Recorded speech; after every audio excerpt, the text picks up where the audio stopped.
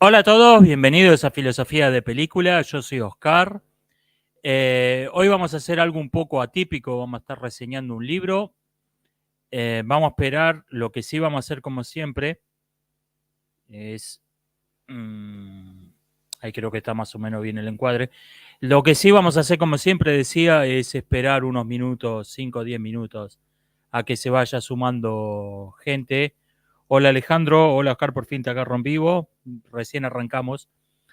Decía, lo que sí vamos a hacer como siempre, esperar 5 o 10 minutos antes de arrancar con el tópico, porque si no la mayor parte de las personas lo va a agarrar empezado o no va a encontrar ya hablando de Bueye Perdido. Saludos a todos. Eh, ¿Qué opinas del minimalismo? No puedo citar una obra de arte minimalista que me guste, francamente. Eh, Él es el mejor, lo sé.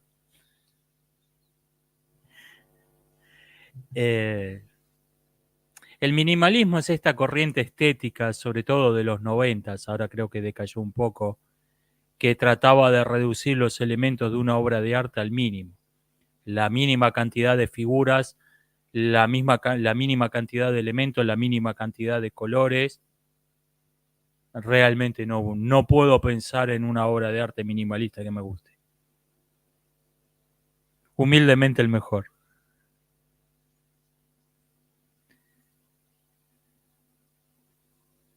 Buena, perdido, Huelle perdido, mi parte favorita. Bueno, eh, igual tiene que haber un tópico, no podemos hacer. He visto canales que hacen directos sin tópico, que se ponen a hablar. Hola. Eh, me parece que eso tiene que ser una parte, no puede ser todo el contenido. Al fin agarré, saludo de Chile, saludo hermano, al final agarró un directo a la hora. Bueno, las empresas son fetichistas del minimalismo y no me extraña. Tiene todas las virtudes de la producción fordiana, tiene todas las virtudes de la producción en serie. No necesita, no necesita trabajadores calificados, es fácil de sistematizar. Es el fuerte del arte.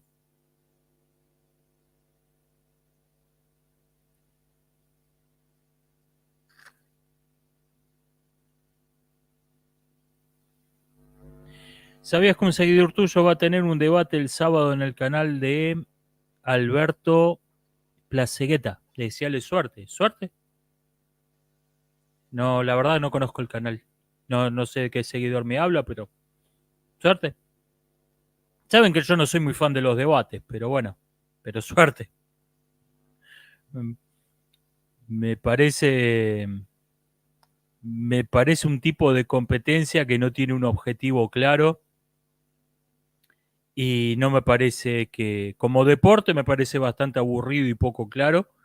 Y como medio para llegar a ideas interesantes no me parece apropiado, no me parece que sea, que de los debates salgan ideas interesantes. O sea, no soy muy fan del formato debate.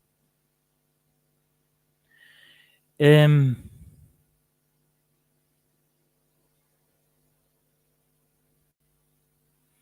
¿Qué opinás de que Agustín Laje, a pesar de ser pro vida, está a favor del gobierno de Milei? Por lo menos no está solo, por lo menos no está solo. Lo gracioso es que el apoyo incoherente a Milei es tan común que los consecuentes somos vistos como si estuviéramos cometiendo alguna clase de incoherencia. Ya. Decime una razón por la que yo debería, por ejemplo, soy pro vida, entre otras cosas. Soy pro vida, soy nacionalista, estoy en contra de toda clase de ideologías identitarias, estoy en contra de que exista una ideología de Estado y una policía ideológica. Dígame una razón por la que debería apoyar a mi ley. Y sin embargo, hay tanta gente que obnubilada con este charlatán que pues, los consecuentes parecemos ser lo que estamos cometiendo alguna incoherencia, incluso alguna traición. ¿Qué piensas del impresionismo? Me parece que hace bien que el minimalismo, me parece que hace bien lo que el minimalismo hace mal. Tengo una relación de odio-amor con el impresionismo, porque por un lado sí hay obras que me gustan, sí hay obras impresionistas que me gustan, mucho. Varias de mis pinturas favoritas son impresionistas. El problema es que históricamente en el impresionismo es donde se empezó a ir a la mierda las bellas artes. Es donde eh, empezó el camino que llevaba a una banana pegada con cinta scotch en una pared, arrancó con el impresionismo. Entonces tengo cierta relación de odio-amor con ese movimiento. Eh, pero sí hay obras de arte impresionistas que me encantan. No son mis favoritas, eso sí. Eh,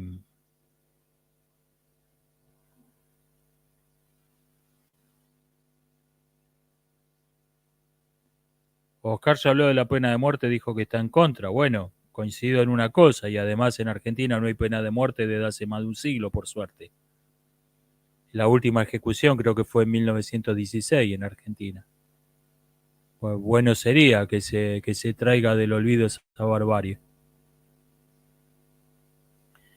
Pintor impresionista favorito, quizá Monet, no me voy a pasar de, no voy a ser muy original.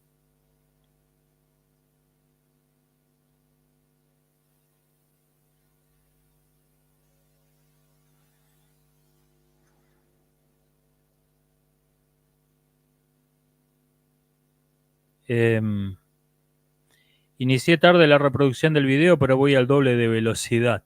¿Ok? Para, para. Eh,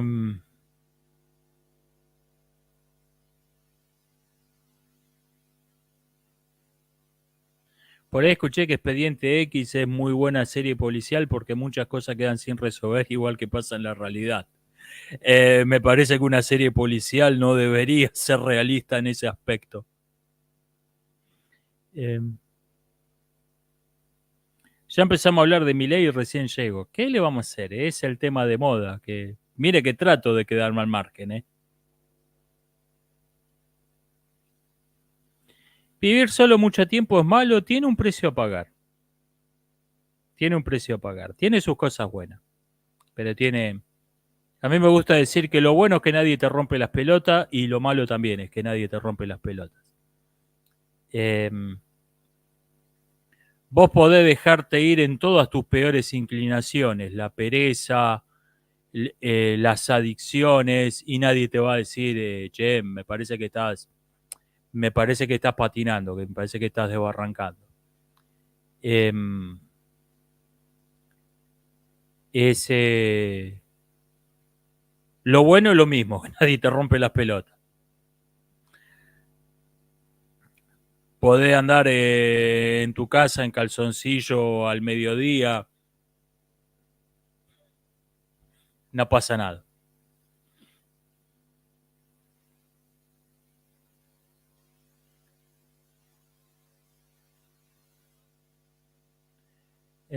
No vi Expedientes X, varias personas comentando. Sé que tenía algo que ver con fantasmas extraterrestres, pero podés hacer rituales satánicos, o sea, eh, Queen o Pink Floyd. Pink Floyd, me gusta Queen, pero creo que Pink Floyd es más consistentemente bueno. Queen tiene Queen tiene tres, cuatro, cinco grandes piezas y después tiene un montón de baladitas para escuchar en la radio, que están bien, pero nada más, olvidables totalmente. Tiene Rapsodia Bohemia, Innuendo, El show debe continuar y un par más, ¿no? Las grandes piezas musicales de Queen se cuentan con los dedos de una mano. Pink Floyd tiene para elegir.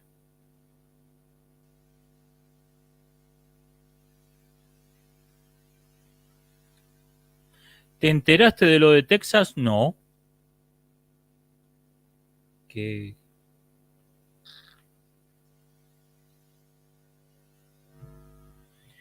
¿Cuál crees que debería ser el fundamento de toda educación? Enseñar a pensar. Enseñar a pensar por tu cuenta, enseñar a pensar, enseñar cómo pensar y no qué pensar. Alguien decía que la diferencia fundamental entre el adoctrinamiento entre la educación y el adoctrinamiento es que la educación te enseña cómo pensar, el adoctrinamiento te enseña qué pensar. Yo creo que ese es el punto clave.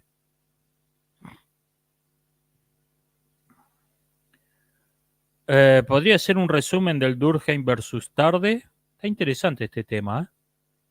Hablo poco de sociología en mis canales. Suelo citar a esos autores, pero muy de pasada, nunca me dediqué. Tengo un video sobre si la sociología es una verdadera ciencia o no, pero muy pocas veces me ocupé de... Eh, Queen tiene el Crazy Little Thing Called Love. Bueno, no me parece una gran pieza musical esa, precisamente. Pero son esas baladitas pegadizas, tiene para elegir de Queen.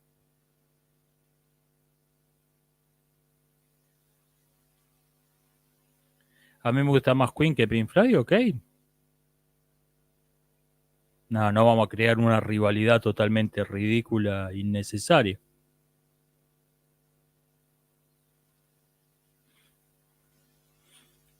¿Cuándo un video sobre filósofos argentinos? Me parece un criterio un poco arbitrario, porque no existe una filosofía argentina en el sentido en que hablamos de una filosofía aliática. Lo que hay es exponentes de varias escuelas filosóficas que vinieron a nacer en esta parte del mundo. No, no me parece un criterio razonable para agrupar pensadores. No, no hay una filosofía argentina en el sentido que hay una filosofía inglesa, una filosofía alemana, una filosofía eliática, una filosofía griega en general. Eh, ¿Te gusta Sumo Luca Prodan? No. Eh,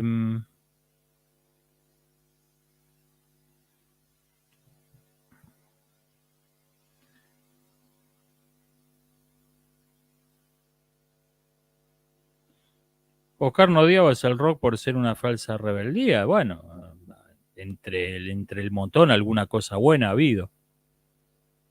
En general es un género que detesto.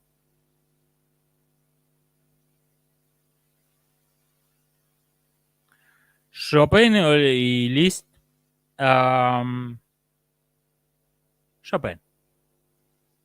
Liszt era famoso en su tiempo por ser un gran improvisador, pero bueno, todo eso se perdió.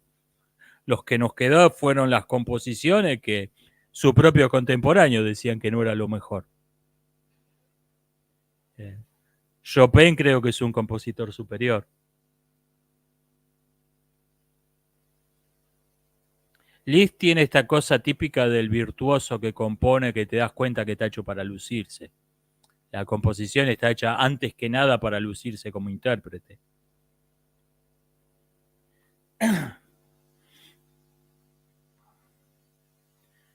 ¿Tenés pensado hacer un artículo de tu método para pensar? Lo tengo.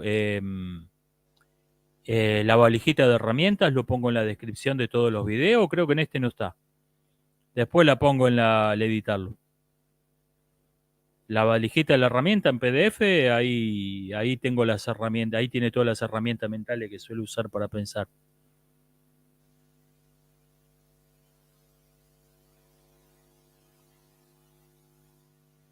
¿Qué razón podría dar para decir que el reggaetón no es música? Eh, Arte de combinar los sonidos para que sean agradables al oído. Ciertamente no participa de esa definición. Hitler, Stalin o Mao. Paso, paso y paso.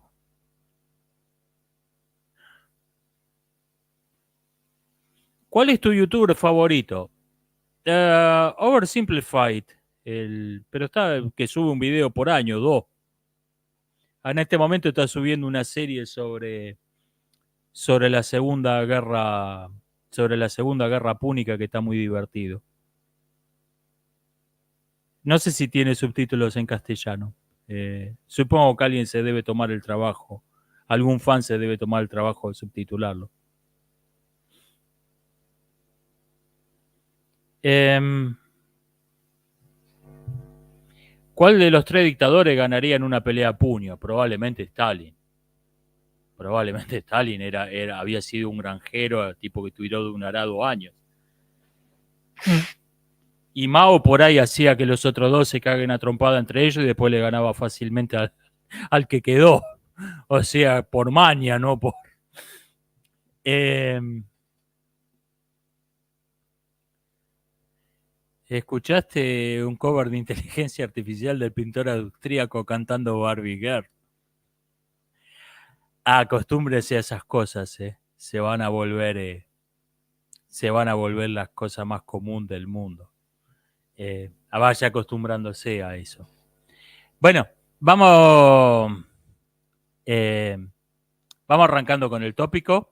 Estuve leyendo Cómo fabricar una feminista de Sarah Huff. Gracias de nuevo a Sergio que me lo prestó. Vamos a comentar un poco algunas cosas. No voy a seguir el orden que sigue la autora, la división en 8 capítulos, 8 pasos de cómo fabricar una feminista.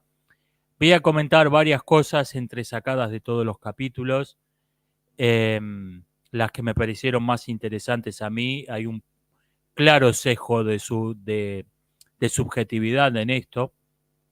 No es una reseña prolija. Te resumo cómo fabricar una feminista en 8 minutos o menos. No es eso. Primero, hay un prólogo largo antes de arrancar con la receta para fabricar feministas. Hay un prólogo largo donde un prefacio de casi 40 páginas, donde analiza la historia del feminismo, desmiente varios mitos históricos, desmiente la falsa definición del feminismo como un movimiento que busca la defensa de los derechos de la mujer, la igualdad entre el hombre y la mujer, etcétera. Incluso mitos defendidos por la derecha bien pensante. Sara dice de modo lacónico, claro como el agua y contundente como un mazazo, que el feminismo no se propone la libertad de las mujeres, nunca se propone se propuso la libertad de las mujeres, nunca se va a proponer la libertad de las mujeres y nada quiere menos en el mundo que la libertad de las mujeres. Y hay una razón evidente para esto. Una mujer libre nunca va a ser feminista. O sea, una mujer libre es una clienta que perdieron. Esto, claro como el agua, contundente como un mazazo. Ese es un mito reproducido incluso por la derecha bien pensante, que no, en algún momento esto fue una gran cosa, fue un movimiento que luchó por la libertad de las mujeres, la igualdad de derechos, y en algún momento se desvió, fue copado, se convirtió en una cosa nefasta. El feminismo no fue, no es y no será nunca una cosa buena. Es algo esencialmente malo y hablar de lo compara a una enfermedad. Decir que lo malo es el feminismo radical es como decir que lo malo es una enfermedad radical, que lo malo es una enfermedad que se desvió de su fin originario. Lo que es esencialmente malo siempre fue malo, es malo y no puede ser otra cosa que un mal. Otros mitos históricos que ataca, otros mitos muy difundidos que ataca la pasada, es que los militantes de izquierda son jóvenes desorganizados y que actúan de modo espontáneo. Dice claramente, y esto yo puedo dar fe, que en todo movimiento de izquierda, lo único que se puede comparar a un movimiento de izquierda es la organización de un ejército. Que dice que a la izquierda no le gustan los ejércitos por lo que acompaña a la mentalidad militar. Valores absolutos, patriotismo, interés por la familia. Pero una vez despojado de esos males, todo lo demás, la organización totalmente vertical, la disciplina inapelable. El hecho de que las órdenes no se cuestionan, se cumplen, eso le encantó, eso le encanta a la izquierda y lo tomó de la organización militar, lo tomó en la organización de sus partidos. Otro mito es que los hechos de violencia, por ejemplo, en una manifestación feminista, son hechos espontáneos y hechos cometidos por vándalos que nunca falta que se infiltraron, y esta mentira la refuerza la hipocresía de las organizaciones que después de los hechos de violencia salen a desligarse, a decir que eso fue algo espontáneo que se fue de las manos. Y Sara dice que nada está más planificado, más deliberado, mejor organizado que la violencia. Identifica claramente el origen del feminismo, a pesar de que señala algunas autoras exactas, algunas autoras anteriores. Identifica claramente el origen del feminismo en el origen de la familia, la propiedad privada y el Estado de Engels. O sea, el feminismo fue desde el origen marxismo especializado. Desde el origen, no es que fue copado en algún momento por el marxismo. El feminismo nunca fue otra cosa que marxismo.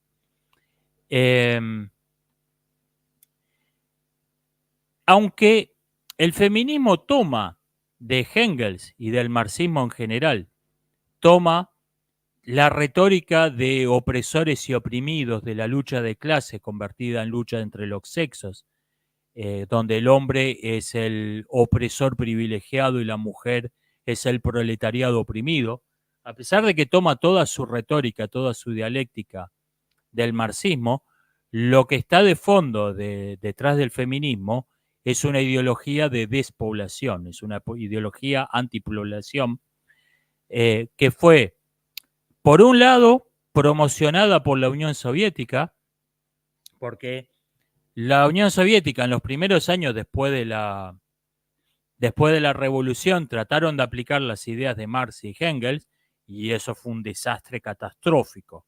Tuvieron una generación de drogadictos, alcohólicos, violadores, que además con una tasa de natalidad que iba a la baja en picada. Entonces dieron marcha atrás, trajeron de vuelta a la familia, trajeron de vuelta a la religión, aunque con la iglesia ortodoxa rusa totalmente infiltrada y controlada por el KGB. Y las ideas que ellos habían probado en la Unión Soviética en los 20, las empezaron a exportar como arma de guerra. Esto lo queremos, pero nuestros enemigos lo empezaron a infiltrar con el rock, ya que lo mencionaba alguien antes, lo empezaron a exportar con la charlatanería del amor y hace el amor y no la guerra, vive rápido y muere joven, sexo, drogas y rock and roll. Lo empezaron a exportar a los países enemigos. O sea, lo que tuvimos nosotros en los 20, vamos a mandárselo a los yanquis, vamos a mandarlo a Europa. Lo empezaron a usar como arma de guerra, dado que el desastre que provocó fue comparable al de un bombardeo. Y por otra parte, es adoptado por movimientos antipoblación como Planet Parenthood, el eugenismo en general. Se dan cuenta, bueno, más efectivo que dar panfletos, repartir panfletos entre las enfermeras enseñándole cómo matar niños negros y hacerlo pasar por muerte natural, como hacía Margaret Sanger, la fundadora de Planet Parenthood. ¿Por qué no difundimos estas ideas entre los negros, entre los latinos, entre toda la gente que queremos exterminar? La tomaron esos dos grupos. Al describir cómo funciona la dialéctica feminista, dice que el feminismo es una combinación de falsos problemas, la dialéctica feminista, es una combinación de falsos problemas y problemas reales a los que se le da una interpretación falsa. O sea, el hecho es real, pero la causalidad que se le atribuye es falsa. Se le da una falsa causa. A un efecto real se le da una falsa causa. tenemos por un lado falsas causas con falsos efectos, hechos totalmente inexistentes, y por ejemplo el mansplaining, y tenemos problemas reales, por ejemplo la violencia sexual, con falsas causas, el heteropatriarcado, la cultura de la violación, etc. Y al mismo tiempo, los problemas reales que causa el feminismo son ignorados o son tratados del mismo modo. Se les atribuye una causa falsa al verdadero a problemas reales cuya causa real fue precisamente el feminismo. Esta misma distinción la podemos encontrar también en la recopilación de términos de la jerga feminista, en esta neolengua del feminismo, podemos encontrar esta misma diferencia. Si vemos esa lista de términos de la jerga, nos encontramos con que los podemos agrupar en dos categorías. Por un lado, tenemos palabras ficticias que designan hechos totalmente inexistentes. Sororidad, machismo, transfobia, femicidio, etcétera. Son palabras imaginarias para designar hechos inexistentes. Y por el otro lado, tenemos palabras reales que designan cosas reales, pero usadas no en su acepción convencional, no en su verdadera definición. Misoginia, patriarcado, opresión. Esto es verdadero castellano, solamente que usado con una definición eh, que no es la convencional, que no es la verdadera. El feminismo es una ideología, el marxismo es una ideología. ¿Qué es una ideología? Sara dice que es un error muy común usar ideología como si fuese sinónimo de opinión. Bueno, todo el mundo tiene sus ideologías, queriendo decir todo el mundo tiene sus opiniones.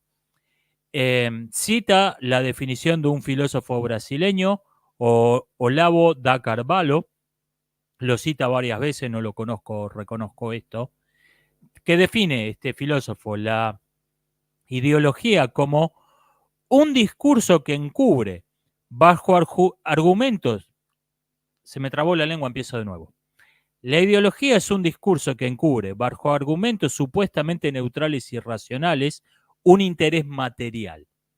O sea, la ideología es, por definición, un conjunto de argumentos que tienen como fin encubrir motivos, intereses materiales. Por ejemplo, los intereses económicos de Planet Parenthood, los intereses militares de la Unión Soviética, etc. Simplemente que en vez de estar presentado francamente como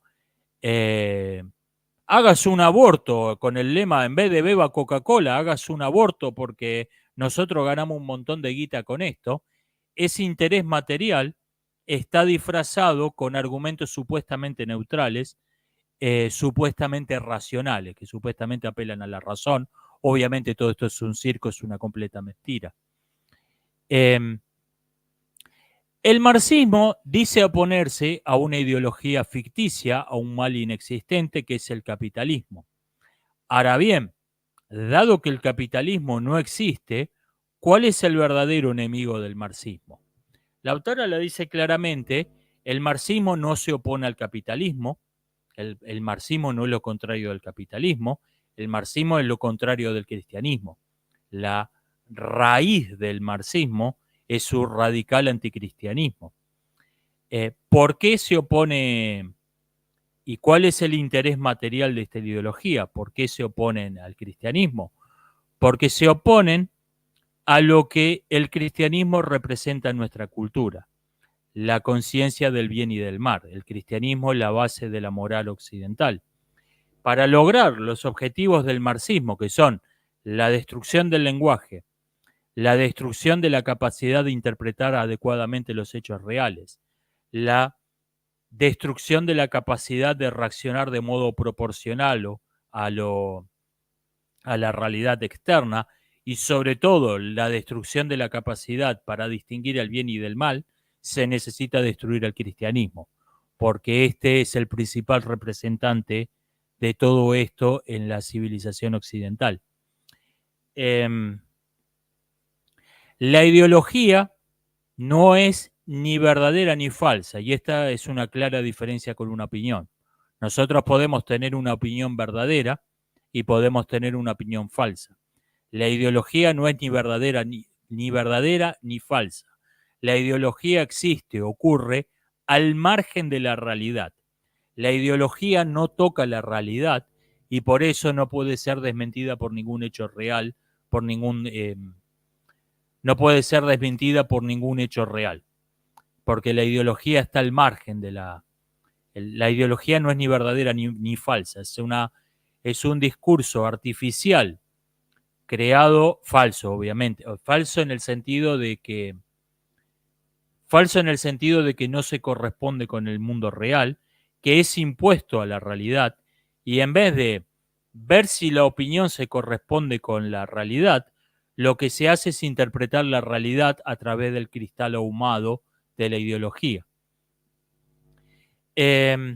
Dice la autora que en nuestro tiempo el gran éxito del marxismo fue imponer en el mundo occidental moderno un marco de referencia ideológico marxista que es considerado estúpidamente como si fuese meta ideológico, como si fuese algo neutral o de sentido común.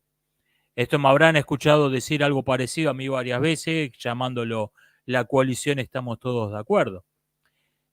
Al leer esto, lo primero que me vino a la mente no tuvo nada que ver con el feminismo, fue Milei, donde te encontrás a los partidarios diciendo, ¿qué te pareció el discurso de Milei en el foro de Davos? Fue al foro de Davos, participó del foro de Davos, lo invitaron, dio un discurso. Sí, sí, bueno, pero ¿qué te pareció el discurso? Que eso es lo que importa.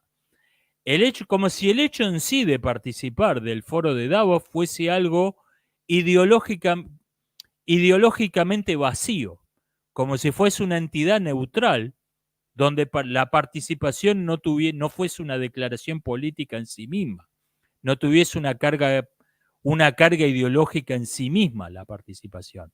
Imagínense algo análogo a esto hace 80, 90 años. Imagínense, ¿qué tal, compañero militante de derecha? ¿Qué le pareció el discurso del líder de nuestro partido en la séptima internacional socialista? ¿Lo invitaron a una internacional socialista? Sí. Sí. ¿Dio un discurso en la internacional socialista? Sí. ¿Por qué todavía no le pegamos una patada en el culo a este tipo? Y sin embargo, hoy en día, participar en el 2024, en el equivalente de 2024 de una internacional socialista, es considerado algo ideológicamente neutral, como si no tuviese ninguna connotación ideológica el hecho de en sí de participar en el foro de Davos. Bueno, esto lo logró la izquierda con décadas de lavado de cerebro a través de la escuela, a través del entretenimiento masivo, Hollywood, los videojuegos, la televisión, y a través de la militancia directa. Esto es consecuencia de décadas de lavado de cerebro, que un marco de referencia ideológico marxista es considerado un sentido común, es algo bueno. Todos estamos de acuerdo con que la igualdad es algo bueno, por ejemplo. No, ¿quién te dijo que la igualdad es algo bueno?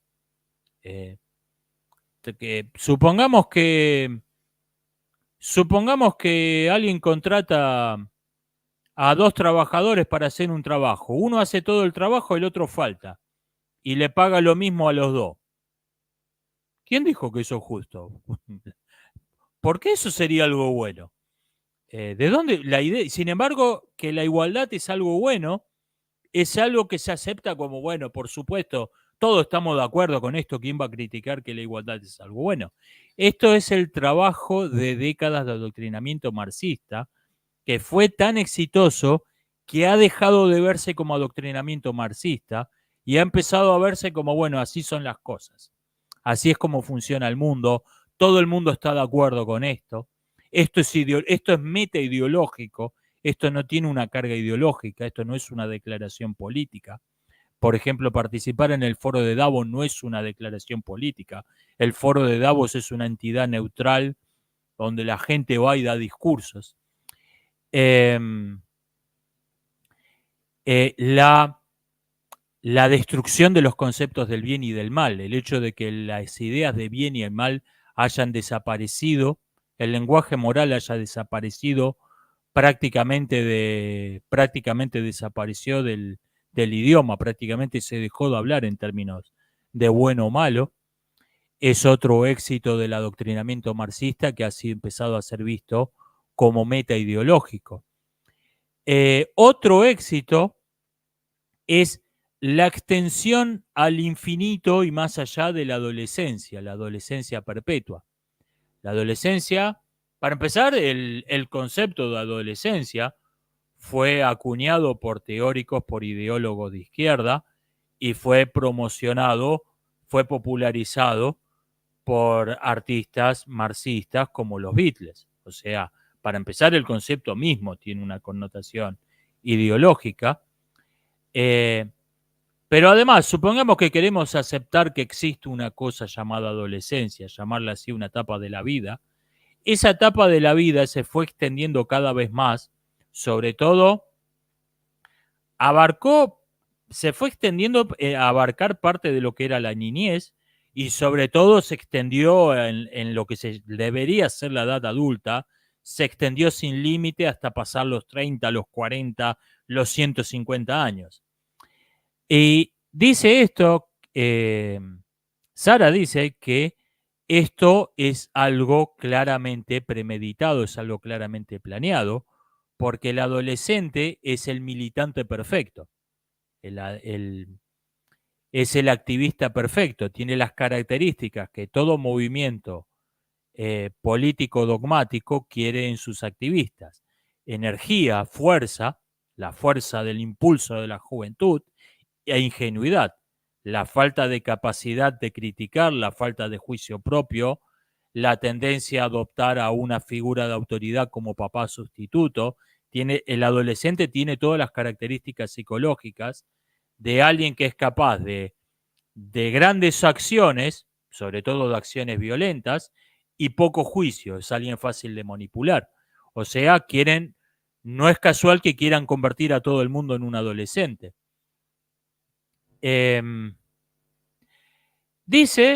Señala que buena parte de las críticas al feminismo proceden de gente que adopta, sin embargo, la falsa definición de que el feminismo es una ideología que busca la igualdad de derechos, etcétera, etcétera, a pesar de que la información acerca de lo que es realmente el feminismo pública.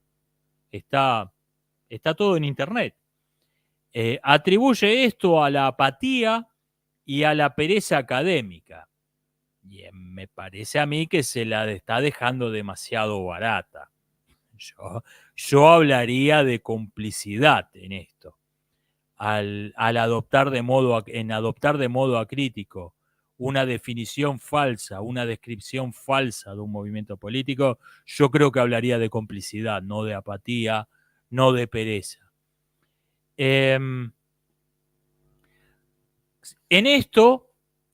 este encubrimiento de intereses materiales, digamos, el negocio multimillonario, billonario en inglés, del aborto, del que el feminismo funciona como la agencia de marketing, hay un grado variable de conciencia y por lo tanto un grado variable de cinismo. Tenés adeptas que se lo creen, que creen que están salvando el mundo, que están trabajando para hacer un mundo mejor, para combatir la violencia contra las mujeres, hasta el cinismo total de gente que sabe que está haciendo marketing. Cita el ejemplo de una desnudista ucraniana que conoció cuando estaba en un curso de adoctrinamiento de la secta feminista Femen. Ella fue, porque es una ex feminista, Sara. Buena parte del libro cuenta su historia.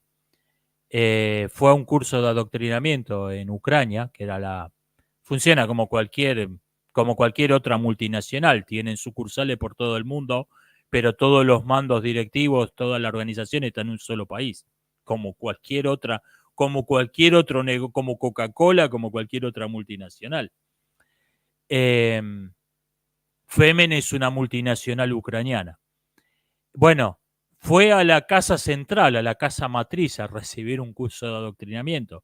La casa matriz está en Ucrania, y ahí conoció a una activista que iba a protestar desnuda. Esto era algo típico de esa organización, las marchas, las protestas de jóvenes desnudas, porque te trae todas las cámaras del mundo. Maravillosa estrategia de marketing, dicho sea de paso.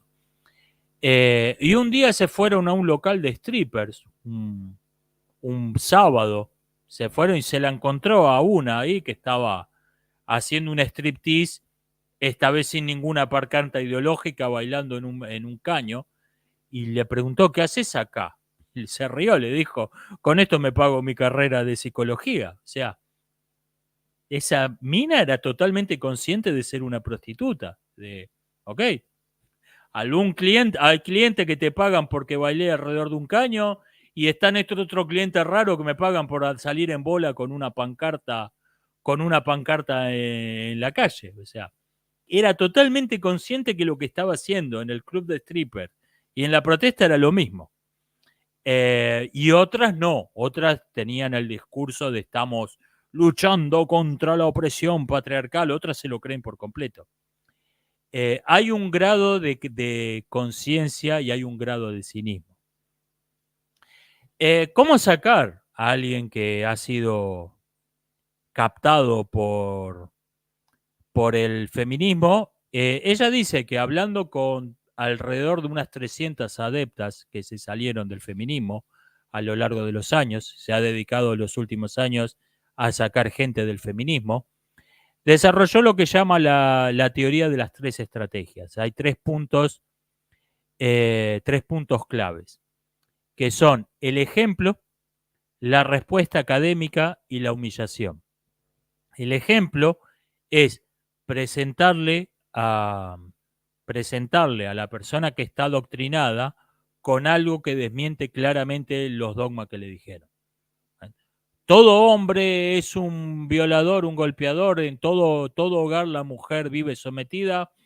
Presentarle una familia donde las cosas no funcionan así. Probablemente nunca lo haya visto en su vida. O sea, lo que señala, cuando alguien cree eso, es porque esa es su experiencia.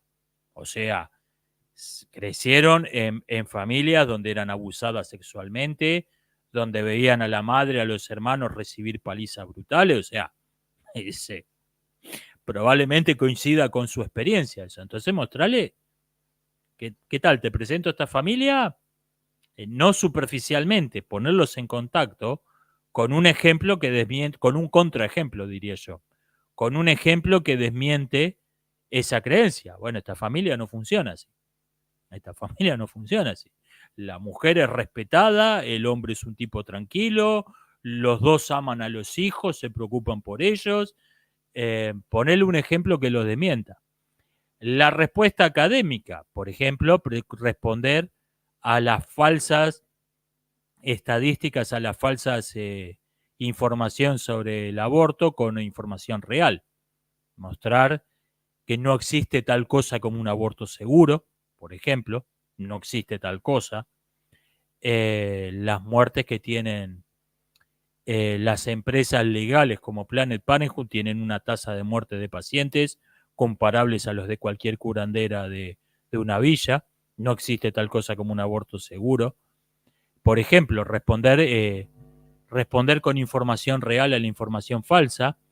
Y la humillación, que es la que suena más extraña a primera vista, porque es un término que solemos asociar a algo malo, y sin embargo dice que no cuando vemos la definición etimológica, la definición de la Real Academia, no necesariamente esto es algo malo, la humillación.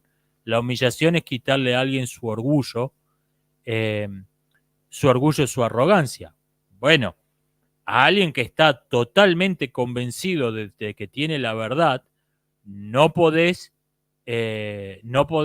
sacarlo de esa convicción si no lo humillás, si no lo llevas a una posición más humilde donde acepte que puede estar equivocado.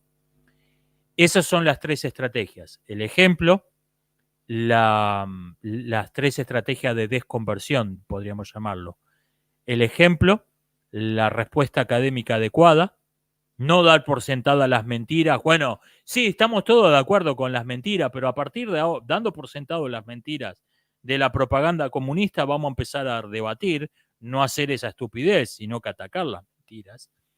Y tercero, la humillación en el sentido etimológico, en el sentido literal del término. El libro se cierra con otra cita de Olavo de Carvalho. Me disculpo con cualquier persona que sepa portugués por estar masacrando este nombre. Es: la moderación en la defensa de la verdad es complicidad con la mentira. Totalmente de acuerdo. Otro aspecto que me llamó la atención de este libro es la distinción que hace entre vicios y virtudes masculinos y femeninos. Dice que dado que los sexos somos esencialmente distintos, o sea, tenemos diferencias biológicas, psicológicas, esenciales, no solo culturales, y además diferencias culturales, cada sexo tiene sus propias virtudes y tiene sus propios vicios. El hombre tiende a ser protector, por ejemplo, de los que le importan, tienden a tener una actitud protectora, una actitud de cuidador. La mujer tiende a ser compasiva por su instinto natural de cuidar a los niños, tiende a ser compasiva, tiende a ser maternal. Estas también, cada sexo tiene sus propios vicios que pueden ser, que son básicamente la tergiversación de las virtudes.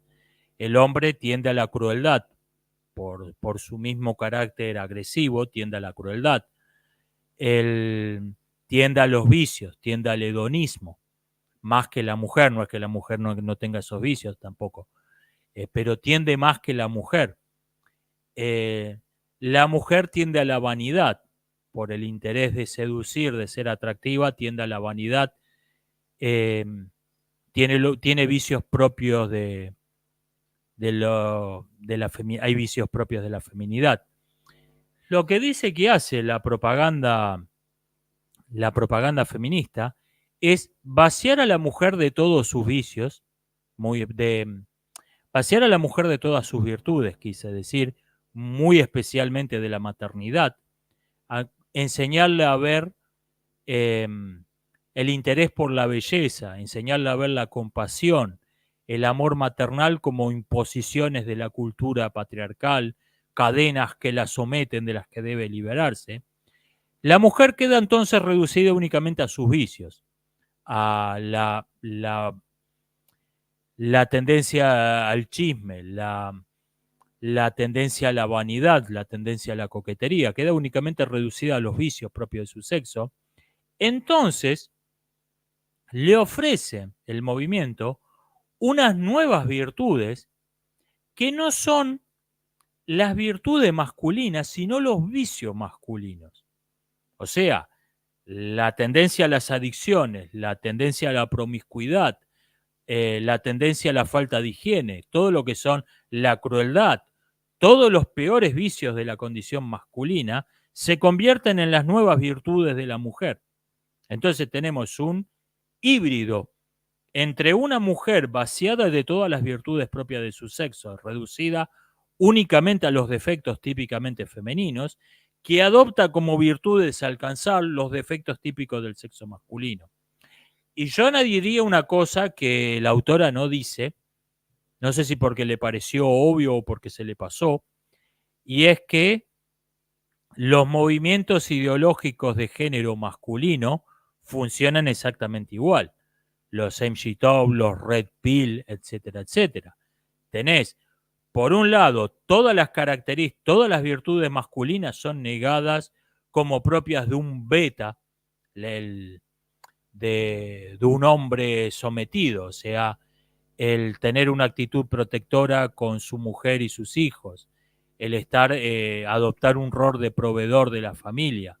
Esos son vistos como cadenas, como propio de un beta, de un hombre sumiso, Y lo que se adopta, o sea, el hombre queda reducido a sus defectos, la tendencia a la crueldad, la tendencia al alcoholismo, a la droga, la tendencia a ser un mugriento, y sin embargo, lo que adopta el rol de nuevas virtudes, de esta nueva masculinidad, son los vicios propios de la mujer, convertidos en virtudes.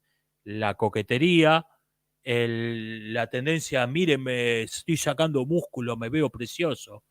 Hay hombres que usan maquillaje hoy en día. Hace falta ser puto para usar maquillaje, pero hay hombres que compran maquillaje hoy en día. Y no hablo de travestis, lo que se convirtieron en las nuevas virtudes, tanto del varón deconstruido feminista, del aliado feminista, como del supuesto antifeminista, del MGTOW, de los Red Pill, es el negativo de la feminista típica como la describe Sarah Huff. Es una combinación del hombre vaciado de las virtudes propias de su sexo, reducidamente únicamente a los defectos del hombre, que adopta como nuevas virtudes los defectos, no las virtudes, los defectos propios de la mujer. Este es básicamente un resumen, no es un resumen. Esto es básicamente lo que quería comentar sobre este libro. ¿Lo recomiendo? Bueno, dado que estamos básicamente en la misma vereda ideológica, me siento tentado a hacer marketing y no una crítica. Objetivamente, lo recomiendo para cierto target. Creo que es un libro que está escrito para cierto target específico, mujeres que están captadas por el movimiento feminista o que no o son víctimas potenciales porque no saben lo que es realmente. Lo que han escuchado es que existe un supuesto movimiento que se preocupa por los derechos de las mujeres y que supuestamente gracias a ese movimiento político existen cosas como el sufragio femenino, lo cual obviamente es totalmente mentira. El feminismo no sirve, nunca sirvió para nada, no hace, no quiere hacer y jamás hizo nada bueno por las mujeres ni por nadie. Le apunta a ese target, a la víctima, me la guié por un segundo. Decía, le apunta al target de mujeres que están reclutadas, que han sido captadas por la secta y están cuestionándose, pero todavía de modo poco claro y sin tener referentes, o víctimas potenciales para decirle, ok, esto es el feminismo, esto es realmente el feminismo. A ese target se lo recomiendo calurosamente. Alguien que está más informado sobre este asunto puede llegar a parecerle un poco elemental en algunas partes. La autora me parece que no tiene la erudición académica de otros autores que han tocado temas similares, digamos el libro negro de la nueva izquierda de Laje, no está a ese nivel. Básicamente es una autobiografía, está contando su propia experiencia. A favor, tiene una experiencia de primera mano en lo que está hablando. Y aunque se enfoca en el caso particular del feminismo, porque esta fue su experiencia personal. Ella fue captada por la organización Femen, llegó a ser un cuadro de la organización que organizaba la rama de Brasil. Aunque está enfocándose en su experiencia particular, en realidad lo que está describiendo es el funcionamiento de un grupo cualquiera, de un grupo de manipulación, de un grupo sectario, cualquiera que haya estado, que en algún momento de su vida haya sido reclutado por un grupo de manipulación, por una secta. O sea, yo nunca fui feminista en mi vida, pero por ejemplo, al leer cosas como que Femen tiene dos clases de reuniones abiertas que se anuncian públicamente y donde se habla de la ideología pública del grupo, y reuniones cerradas donde vas únicamente con invitaciones, te palpan de armas para ver que no tenés un celular, ningún instrumento de grabación, y lo que se habla ahí no tiene nada que ver con con la charlatanería de estamos creando un mundo mejor para todos, a cualquiera que haya estado metido en un grupo sectario, esto suena familiar. Cuántos recuerdos. O sea, aunque se centra en el caso específico del feminismo, tiene un alcance más amplio que el feminismo. En líneas generales creo que es un libro recomendable, es un libro brutalmente honesto, esto no se ve todos los días, en general lo recomiendo. Como fabricar una feminista, Sarah Winterhoff. Este fue mi comentario, reseña sobre el tema. Espero que les haya resultado interesante. Me quedo un rato conversando con el chat, pero el tópico termina acá.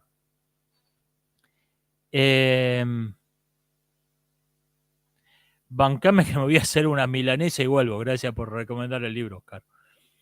No, yo ya tengo preparada la comida. No, yo ya estoy, los días que hago directo ya tengo sacar el plato y ponerlo en el freezer.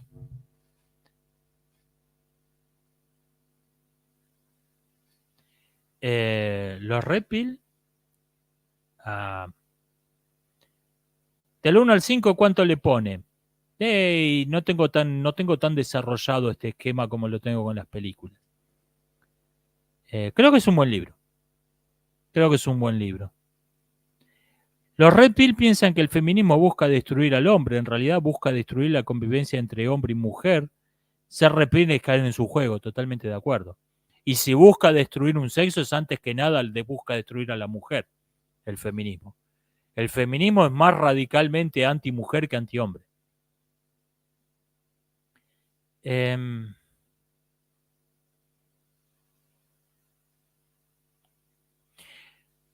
Buenos días, Oscar. El grupo del Temach es una secta. Me han comentado varias personas sobre este asunto. La verdad no tengo la menor idea. Sé que tienen un canal de YouTube. No tengo la menor idea de qué es eso.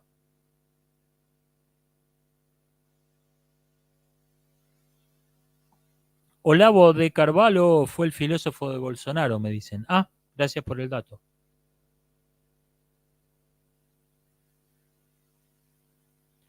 ¿Puedes hacer una reseña de este libro como video y no en vivo? La verdad que no.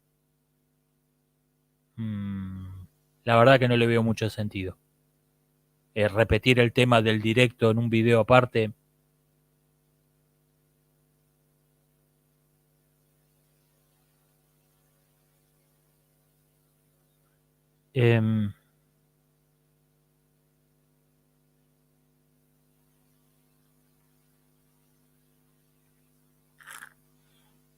Oscar, ¿los nazis eran racistas o eran etnicistas?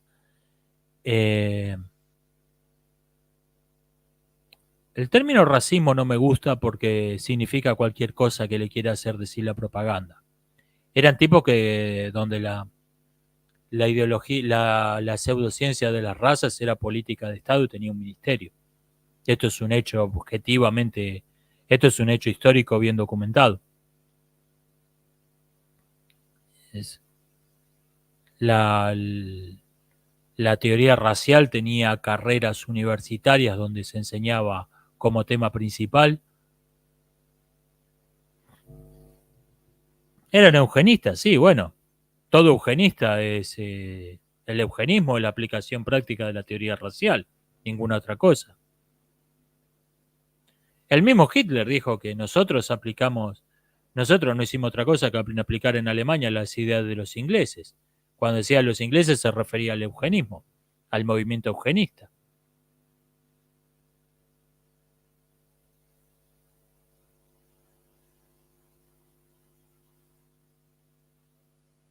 Es la primera vez que escucho llamar al feminismo como lo que es, un mal al servicio de un fin. Totalmente de acuerdo.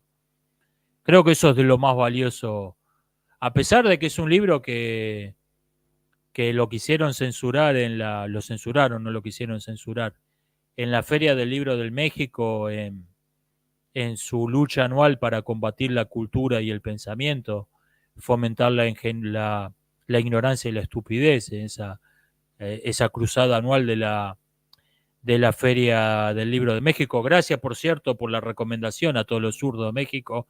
Encontré este libro gracias a ustedes. Muchas gracias por la recomendación. Eh, decía, eh, más allá de eso, el principal blanco de ataque son los mitos de la derecha, no, no la propaganda marxista en sí misma. Es esta, el mito de la tercera ola, el mito de que en algún momento fue una cosa buena que logró algo, que logró alguna cosa buena. El mito de que los absurdos son estúpidos bien intencionados, el mito de que la violencia de izquierda es espontánea, no es algo organizado, etcétera.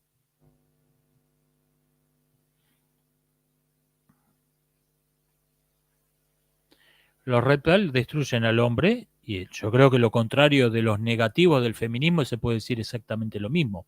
Son antes que nada movimientos anti-hombres. Los red pillers destruyen al hombre, le hacen ver sus virtudes como males y alaban sus vicios.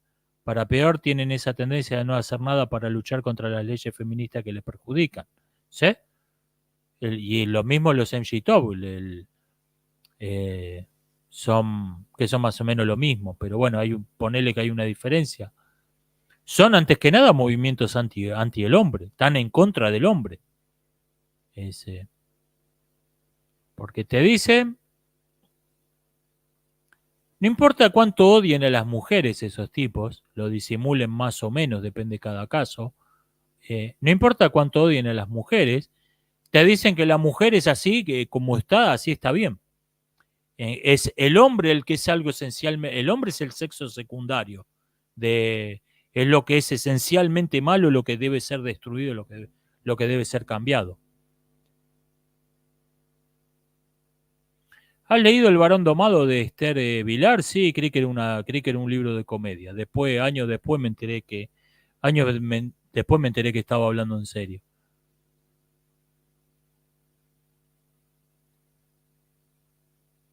¿Cómo sería tener las virtudes de ambos? Bueno, lo que supongo que todos deberíamos aspirar a eso, pero la realidad es la realidad. Tenemos por naturaleza cierta predisposición a desarrollar con más facilidad unas virtudes que otras. O sea, no es que ser protectora con los hijos no sea algo bueno en una mujer o que ser compasivo sea algo malo en un hombre. Es que tenemos virtudes que nos salen más fácil naturalmente. No, no quiere decir que la virtud es virtud, punto. Y no creo que la autora esté queriendo decir lo contrario.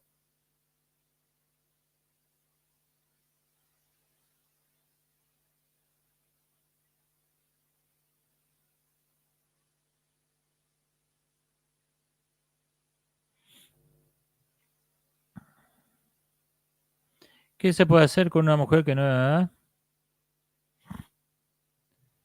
¿Qué se puede hacer con una mujer que no es feminista como tal? Es decir, que no va a marcha ni agrede a nadie, ni odia a los hombres, cree que el feminismo ayudó a la gente y que el aborto es un derecho.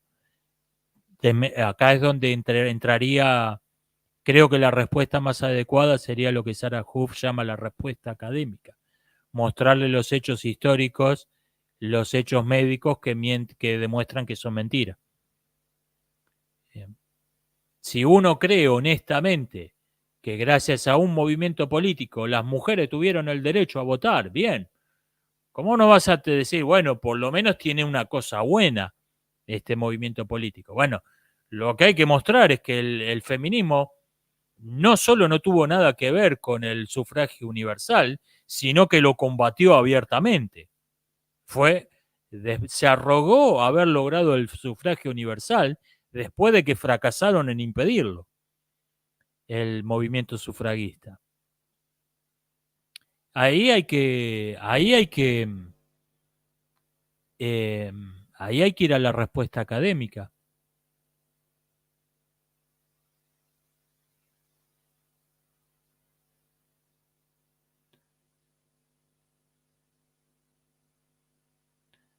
Eh,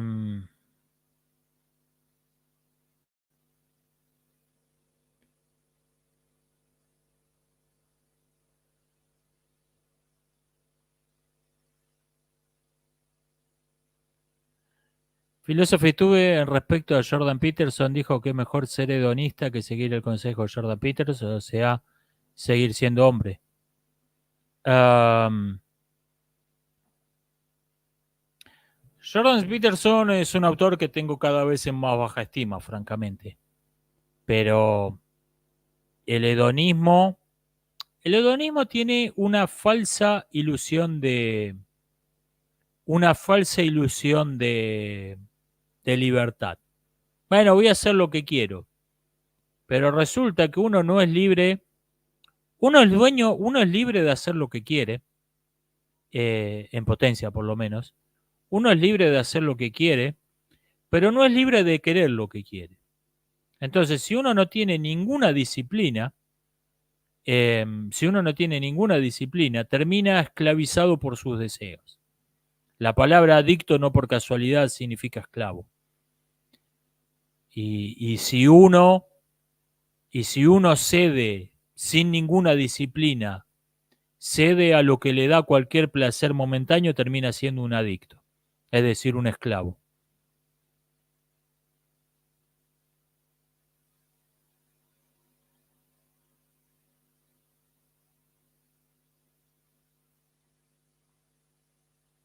Una feminista argentina se quejó que en la campaña el peronismo le pidió que se guardaran porque son piantavotos. Sí. Yo creo que yo la verdad que no entiendo por qué perdió Massa. Bueno, sí. Tan, tan, tan, tan, cocaine. Pero al margen de ese video, yo creo que había hecho una buena campaña. Se había centrado no en miren lo que somos nosotros, sino ustedes prestaron atención a lo que es mi ley y yo pensaba que iba a ganar, yo pensaba que iba a dar resultado. Supongo que ese video donde estaba más duro que turrón del año pasado eh, fue el equivalente 2023 a la famosa quema del cajón del 83. Fue algo que te cambió la intención de voto de un 10-20% del electorado de la noche a la mañana.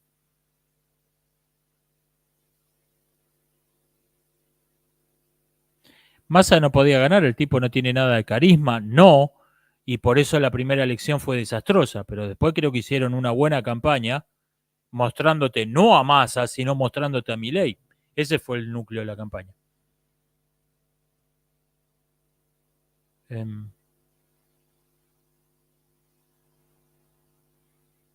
Cuidado que capaz te denuncia, malé.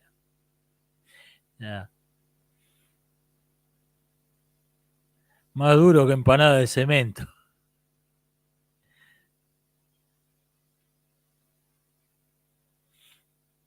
Sudáfrica abrió juicio en La Haya contra Israel por lo de Gaza. No es un juicio, no sé si lo acusa de estar llevando a cabo un genocidio.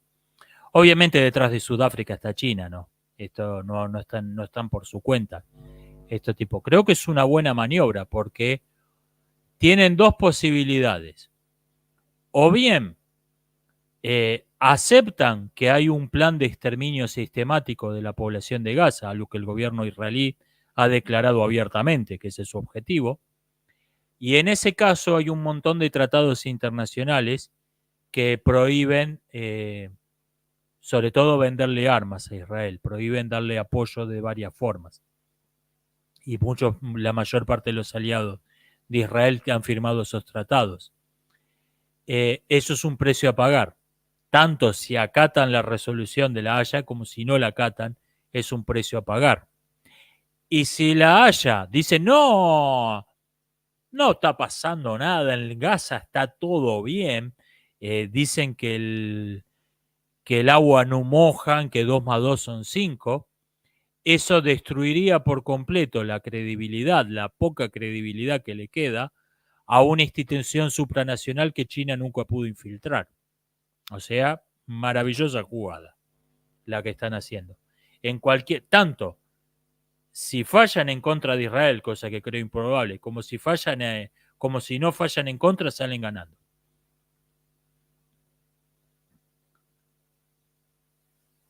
Eh, ¿Crees que la gente va a dejar de tener hijos? Estamos en esa dirección. En, en España creo que la tasa de fecundidad es de 1,3 hijos por mujer. Es como los granos de arroz ¿conocen el cuento de los granos de arroz del tablero de ajedrez, pero en reversa? Cada generación es la mitad que la anterior. Igual la tasa el crecimiento brutal de la población que se produjo con las nuevas técnicas de alimento y las nuevas técnicas de la medicina en los siglos XIX y XX no es algo sostenible. No, no puede seguir. Es natural que va a bajar la, la fecundidad, va a bajar, la gente va a tener menos hijos, es lo esperable.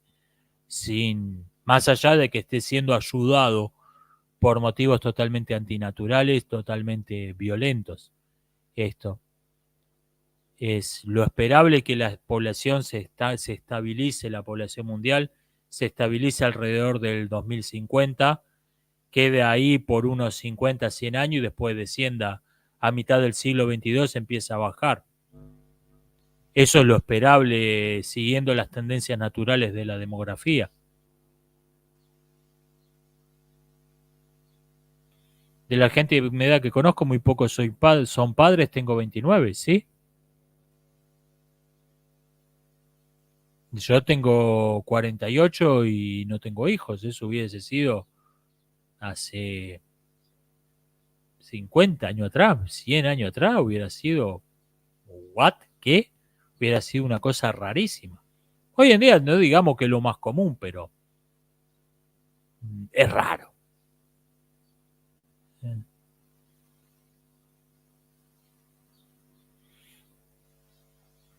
¿Qué es que el conservadurismo está en aumento? Está en aumento algo que se llama el conservadurismo. Es, Juan Pérez antes tenía hijo a los 20, a lo mejor están postergando para los 30 tardíos. Quizás. Ojo que esto también puede tener que ver con los avances de la medicina.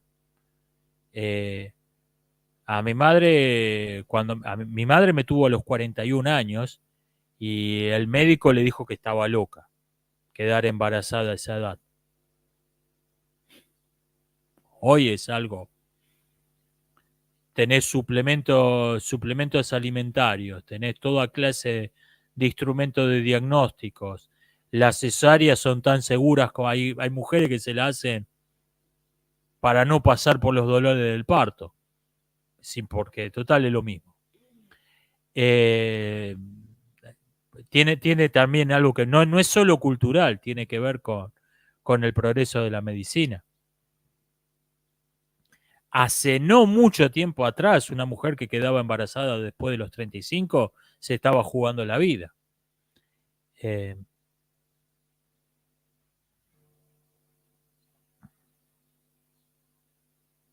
yo tengo 25 y no hay esperanza de que tenga un hijo. Uf.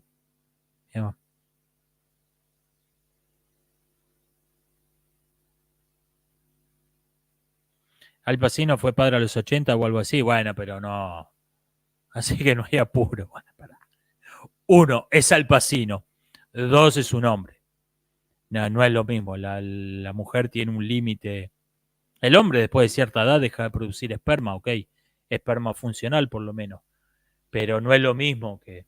No estamos hablando de otra escala.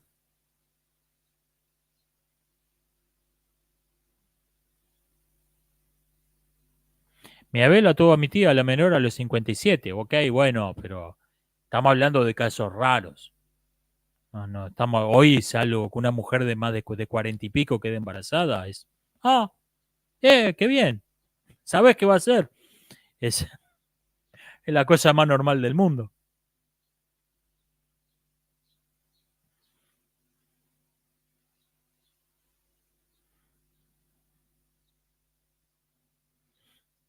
Las mujeres tienen un número finito de cartuchos. Nosotros también. Simplemente tenemos más municiones.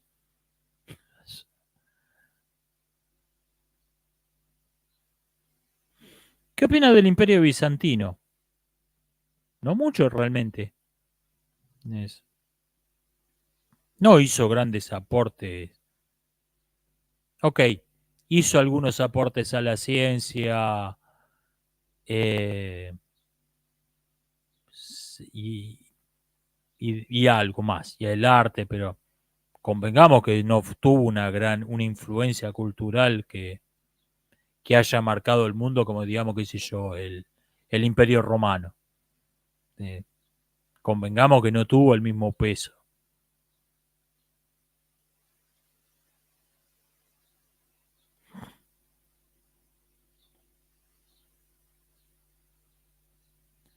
Pero el picalibro dijo, no sé a qué se refiere.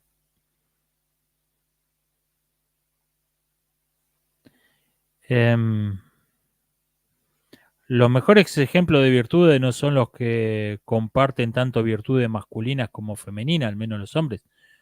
Repito, yo creo que la virtud, lo que es una virtud. No existe algo bueno si sos hombre que es malo si sos mujer o viceversa. La virtud es la virtud. Ahora creo que por nuestras diferencias físicas, psicológicas, sociales, culturales, cada sexo tiene cierta facilidad para desarrollar unas virtudes que le cuestan más al otro sexo y también tiene cierta facilidad para caer en unos vicios con con mayor facilidad de que cae el sexo con el otro sexo. Eh, lo ideal es no tener ningún vicio y tener todas las virtudes. Sí, somos humanos, eso tenemos límites, tenemos, tenemos, tenemos defectos, tenemos límites. Creo el ideal, obviamente, es que todo el mundo tenga todas las virtudes y nadie tenga ningún vicio. Y no creo, repito, no creo que la autora esté diciendo lo contrario. Simplemente tenemos facilidad para algunas virtudes.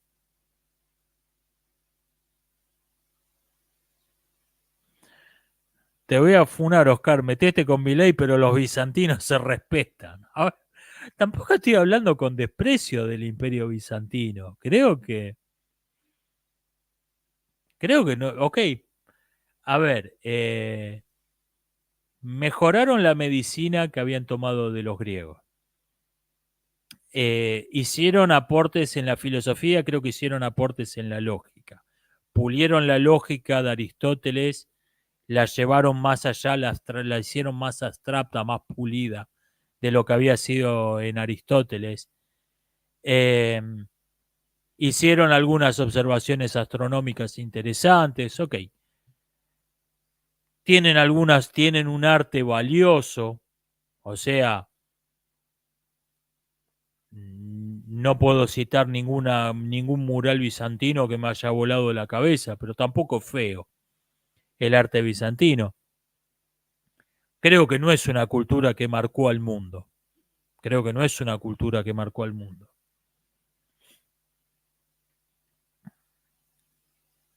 ¿Por qué el comunismo se volvió conservador, entre comillas?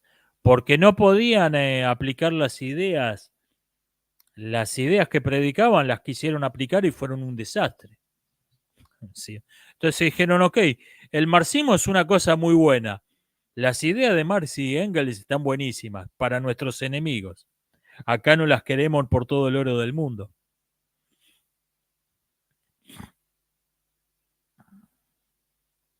Se puede echar a todos los indocumentados que hay en Europa sin quedar mal en el intento. Creo que tiene problemas mucho más graves que quedar mal si intenta hacer algo así.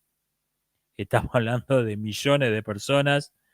Muchas de ellas tienen hijos europeos, ciudadanos europeos. Muchos de ellos tienen armas, milicias. Me parece que se cree que el mayor problema es quedar mal. No está entendiendo la gravedad del problema.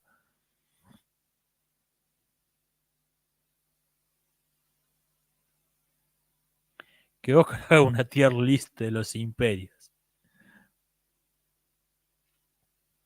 A ver, en influencia cultural, para bien y para mal, Creo que los que más han marcado el mundo han sido el de Alejandro, más allá de su brevedad como entidad política, culturalmente tuvo un peso enorme. El romano, eh, el Sacro Imperio Romano, se puede discutir incluso que fue un imperio, fue más bien un amontonamiento de entidades políticas que reconocían un emperador en común. El Islam y se le podría, si se quiere, dividir en tres imperios: el imperio de los califas, el imperio otomano y el imperio de Andalucía, pero digamos el Islam en general, el imperio ruso y el imperio británico barra norteamericano, que culturalmente son uno la continuidad del otro, aunque sean dos entidades políticas distintas. Ah, y el imperio chino. Eso creo que son los que más han marcado la cultura del mundo. Más allá del poder político, del poder económico, del poder militar que hayan tenido. Quizás habría que contar a Holanda como que tuvo un poder, nunca fue gran cosa económica, militarmente, pero creo que tuvo una fuerte influencia cultural. Y el Imperio Español se me estaba olvidando. El Imperio Español lo que pasa es que no fue tan importante creando cultura como difundiéndola. Trajo la cultura europea a toda América. Eh, fue, fue un divulgador antes que un creador. Pero sí, el Imperio Español también ha tenido un peso enorme. Y podríamos agrupar a Holanda, aunque sea una entidad política distinta, lo podríamos agrupar dentro el Imperio Incaico no, no, y por casualidad tuvo, no, estamos hablando del top mundial, ni por casualidad tuvo esa influencia. El Imperio Incaico sería equivalente a estos imperios que existieron en la antigua Mesopotamia, no, donde un montón de ciudades y estados eran agrupadas por un señor de la guerra con una burocracia centralizada. Ni por casualidad tuvo la importancia del Imperio Romano, del Imperio Chino. El Imperio de Texas, desde tiempo. Hablando totalmente en serio, si esos tipos se sacan el lastre inútil que es Estados Unidos de encima, son la primera potencia mundial. Y hablo totalmente en serio. Si se sacan de encima el lastre inútil que es Estados Unidos, conservan lazos comerciales, no son bloqueados por Estados Unidos, conservan la capacidad de comerciar con Estados Unidos, pero tienen su propio ejército, su propio gobierno, su propia moneda, esos tipos son la primera potencia mundial. Hablo totalmente en serio, aclaro de nuevo esto.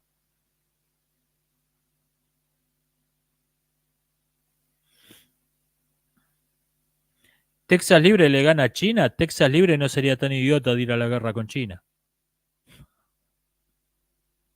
Espera, espera que se caiga solo. ¡Hija! Sí son unos cabezas de pija, pero eso en la etapa de formación de una potencia necesitas esa clase de gente. Los pioneros de los que hablaba Sir Gloop, no lo llamaba cabeza de pija, pero te describe el tipo humano que en esta parte del mundo conocemos con ese nombre.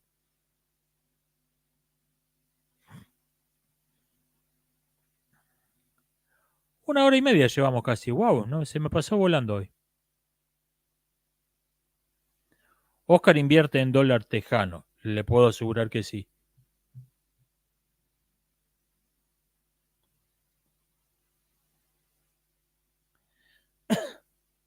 Texas y Miami deben separarse. ¿Sabes que Miami es una cosa rara? Porque la imagen que tenemos en el exterior no se corresponde con la demografía real. Nosotros pensamos Miami como em, la Florida, quise decir, no Miami. Nosotros pensamos en la Florida como Miami. como una ciudad de Latinoamérica que está metida en Estados Unidos.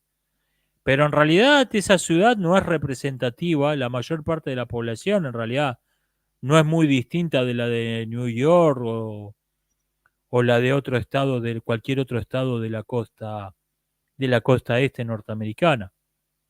La mayor parte de la población habla en inglés, son rubios de ojos azules, o sea, no. Tenemos una imagen como que, bueno, esto es un país de Latinoamérica que alquila en Estados Unidos, y no es así.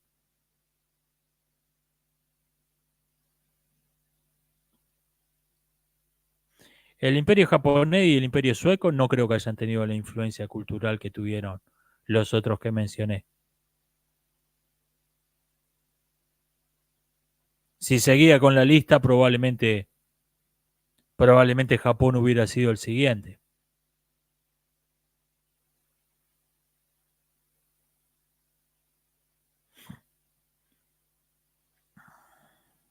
Lo que pasa es que Miami es más famoso que todo el estado, sí, sí. Están los parques temáticos de Disney, es un lugar de vacaciones.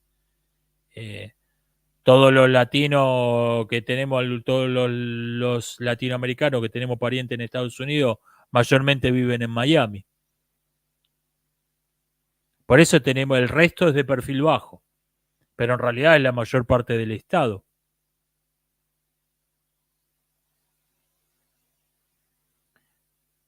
Japón es un país pacifista o un pueblo guerrero reprimido. Quizás es un poco de las dos cosas.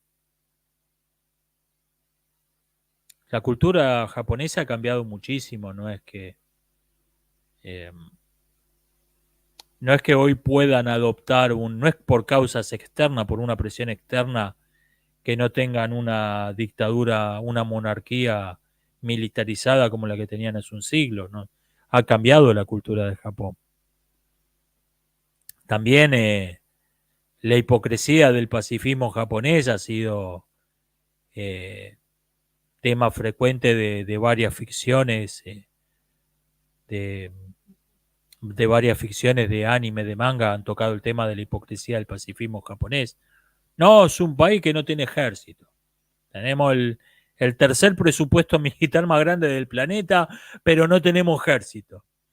Técnicamente no es un ejército. O sea, tienen un presupuesto tienen uno de los presupuestos militares más grandes del mundo. Oficialmente no tienen ejército.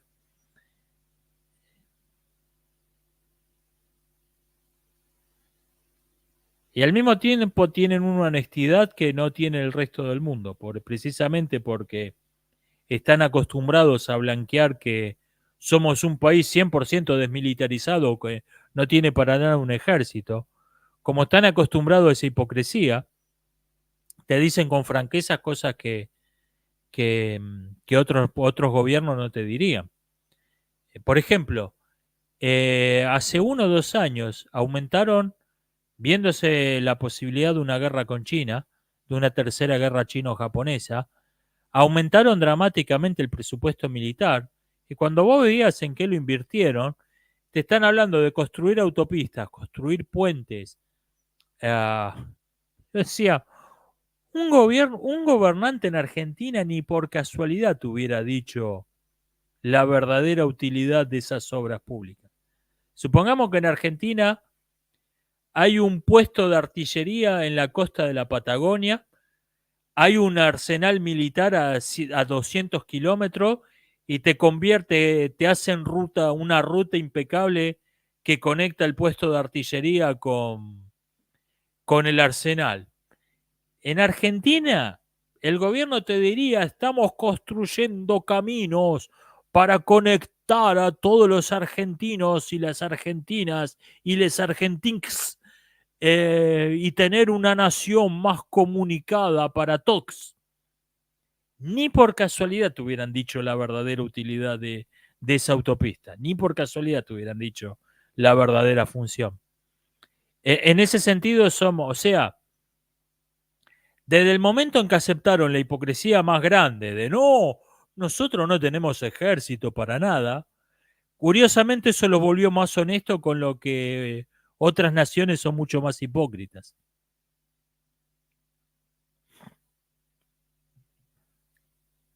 Alemania es un caso distinto. Alemania nunca cambió de ideología.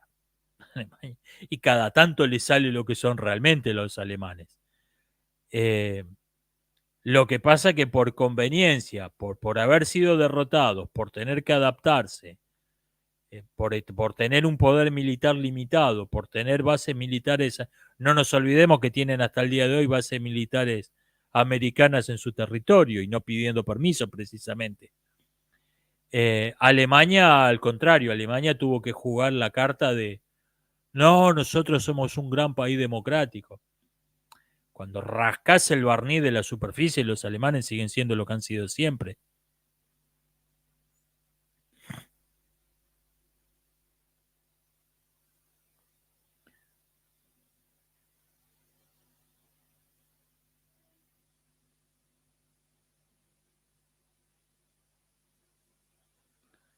Eh,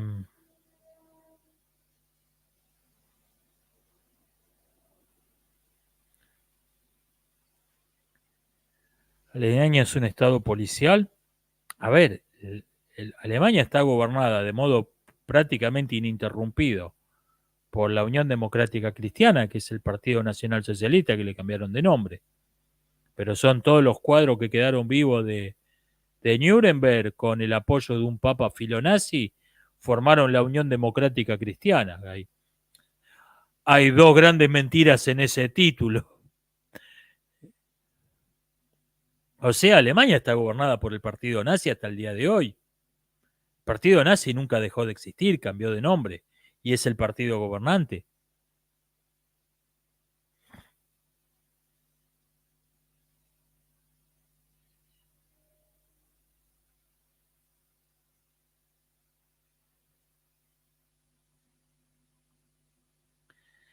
Alemania tiene prohibido las organizaciones que se llamen nacionalsocialistas, tiene prohibido la simbología, tiene prohibido todo lo superficial, no podés, todo lo superficial. Vos no podés realmente impedir que un partido se organice.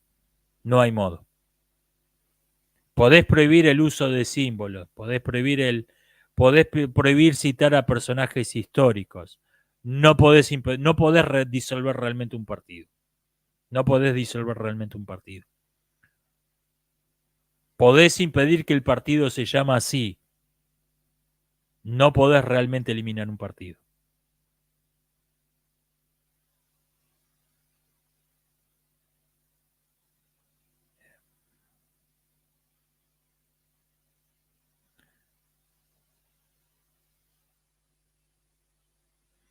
Discrepo, los alemanes son un país que se odia a...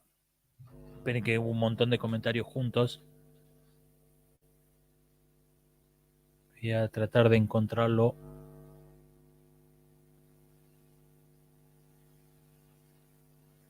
Esperen que estoy tratando de encontrar un comentario particular. Acá está. Discrepo, los alemanes es un país que se odia a sí mismo, por eso permiten que violen a sus mujeres y fue el que abrió las puertas al mundo musulmán. Ojo que esto es más que nada un arma contra el resto de Europa, que no algo que quieran ellos, ¿eh? Y que a las mujeres alemanas en los barrios pobres de Berlín, de Múnich, las estén violando los yihadistas, créame que a la élite le importa tan poco como le importaba a, como les importaban en la década del 30, del 40.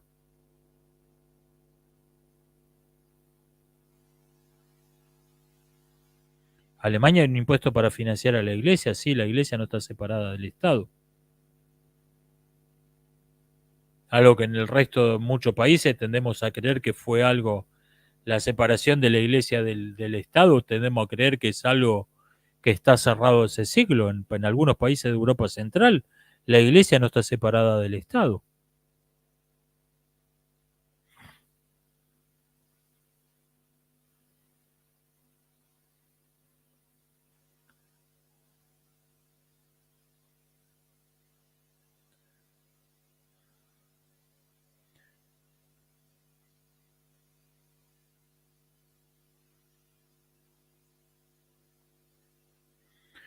Eh,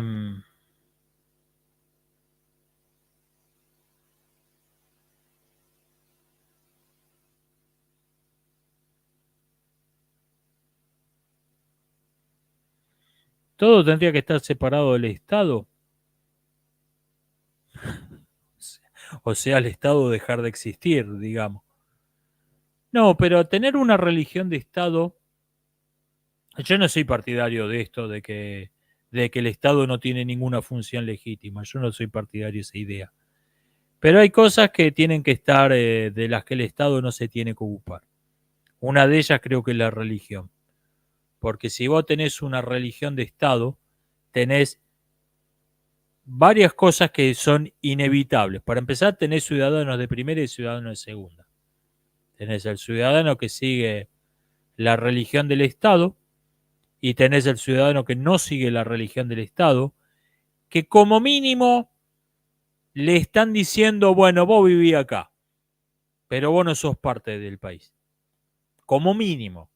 Generalmente hay otras diferencias, pero como mínimo le están diciendo, bueno, ya que naciste acá, quédate.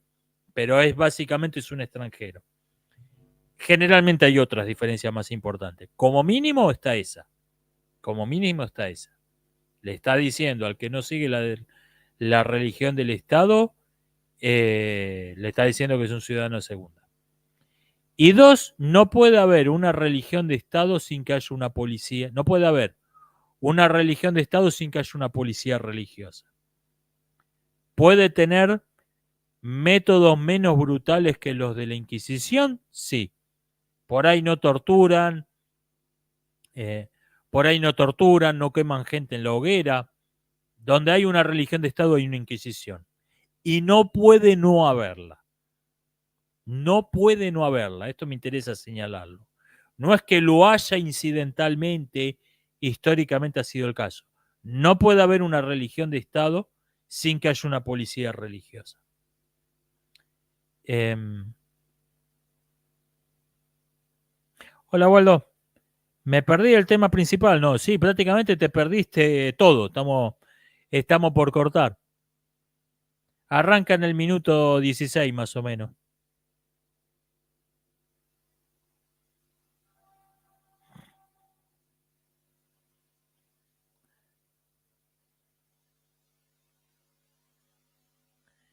Em, Te perdiste el principal, el secundario y el terciario, básicamente. ¿Viste lo de Fernando Sabater y el país? No. Bueno, queda subido como siempre el directo. ¿Has visto la serie de Man in the High Castle? Tengo entendido que tiene en común con la novela de Dick básicamente el título. Es estas adaptaciones que toman un libro, el título de un libro por marketing, pero hacen cualquier cosa. Por cierto, no leí ese libro de Dick. Leí La fe de nuestros padres, que me pareció también es una historia alternativa, con un elemento sobrenatural, con un elemento fantástico, pero básicamente es una historia alternativa. Silla Nueva, en realidad la que usaban los primeros videos del canal, lo que pasa que la arreglé, la arreglé hace poco. La fe de nuestros padres me pareció que está bueno, está interesante.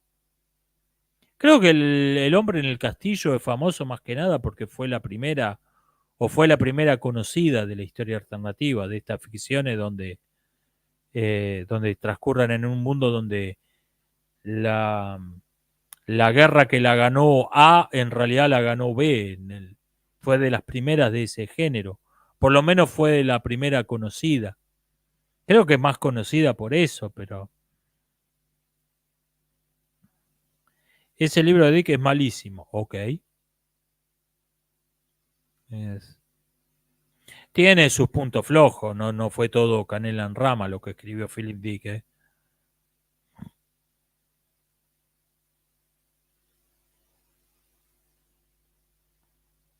Em, ¿Qué piensa del Islam? Vaya acostumbrándose porque es una religión que se va a extender muchísimo en Occidente en los próximos años, en las próximas décadas. Y tiene varias cosas que no me gustan realmente el Islam. la idea de que la conquista es un medio lícito de hacer conversos, la iconoclasia, tiene varias cosas que me desagradan bastante. La persecución a los conversos, tiene varias cosas que me desagradan muchísimo esa religión. Pero vaya acostumbrándose porque la gente sigue teniendo necesidad de la religión y el Islam es la única religión que se toma en serio a sí misma. Eso le va a llevar a captar adeptos a mansalva, sobre todo a captar millones de ex cristianos.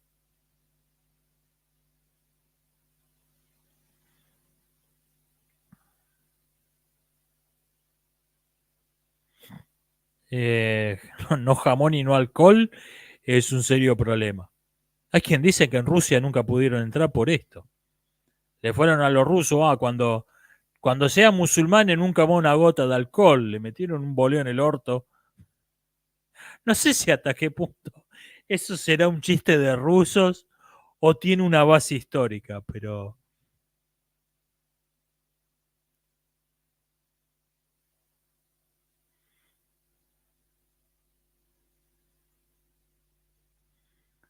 bueno, última pregunta y voy cortando.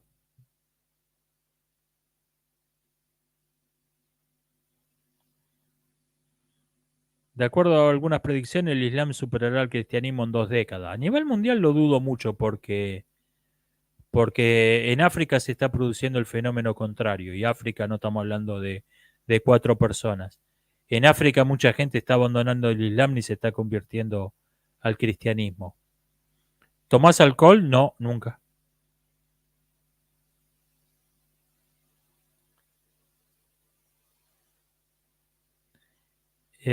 ¿Cómo estás, Oscar? Bien, gracias.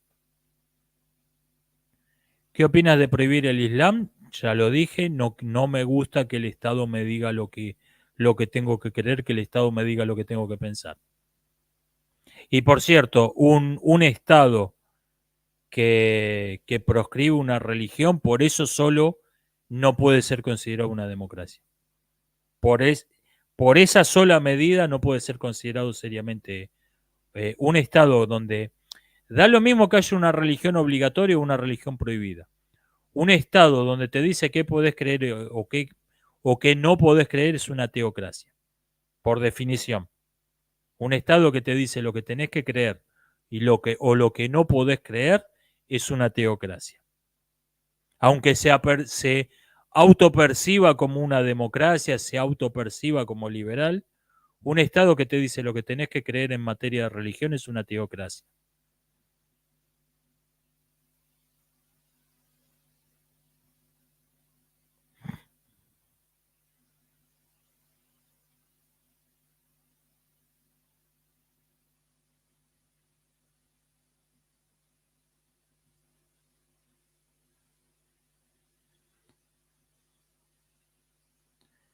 Em, si el Papa viene al país, ¿qué espera de él? Nada. O sea, las visitas le importarán al creyente en esa religión o tendrá algún valor diplomático. La verdad que no es algo que me interese demasiado. La Unión Soviética sería una teocracia. ¿Cuál sería su religión? El ateísmo de Estado, en mi opinión, tiene que ser incluido dentro de la teocracia. Aunque sea un poco paradójico, ¿no? Eh, porque teocracia quiere decir gobierno de Dios. Pero dado que Dios nunca ha gobernado de modo directo, yo creo que un ateísmo de Estado es una teocracia, dejando de lado la etimología de la palabra.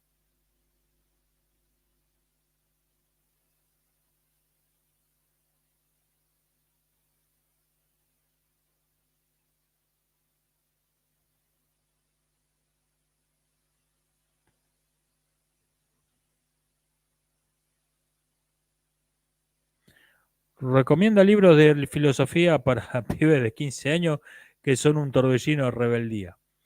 Le doy una recomendación negativa, por lo menos. No lea Nietzsche, porque Este es el error muy común, porque como le hablan mal de Nietzsche en la iglesia, voy a leer a Nietzsche. En realidad no va a entender una mierda. Nietzsche es en un 90% comentarios a pensadores anteriores. Si usted no ha leído a esos autores, se va a quedar en ayuna en el 90% de lo que está diciendo. O sea, le hago una recomendación negativa, no lea Nietzsche. Eh, Lea los socráticos menores, eso creo que tipo personajes como Diógenes, similares, le van a resultar interesantes a un adolescente, a un joven, y estamos hablando de filosofía en serio. Le hace la vida de los filósofos de Diógenes Laercio.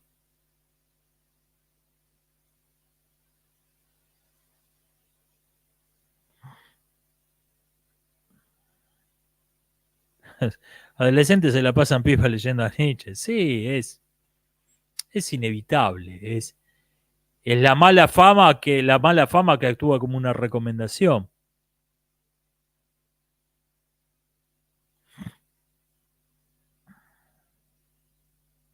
Si le da Nietzsche a un adolescente de hoy le va a parecer misógino.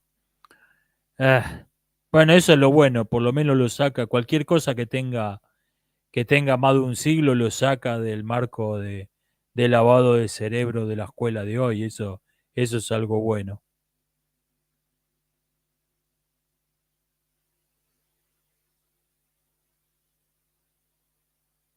Recomendación negativa, no vea la nueva película de Superman que sale en 2025. Parece que va a ser que lo van a convertir en un MC Top. Bueno, convengamos que Superman haría negocio, ¿no? Siendo MC Top.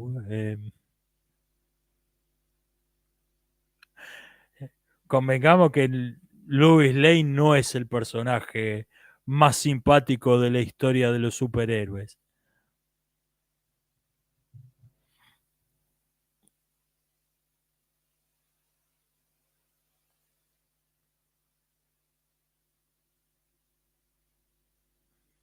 Em,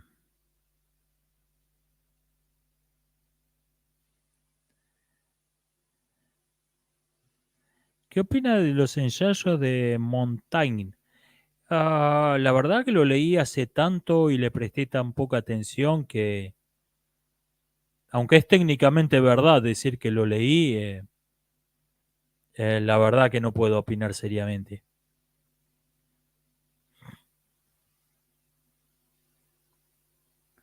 ¿Cuántos clichés tendría un escrito hecho por inteligencia artificial? No tendría otra cosa que clichés.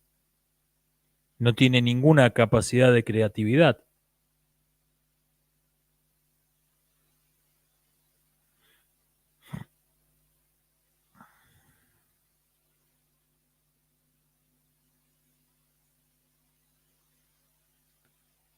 Am, ¿Te encantan los poemas? No, no conozco al autor.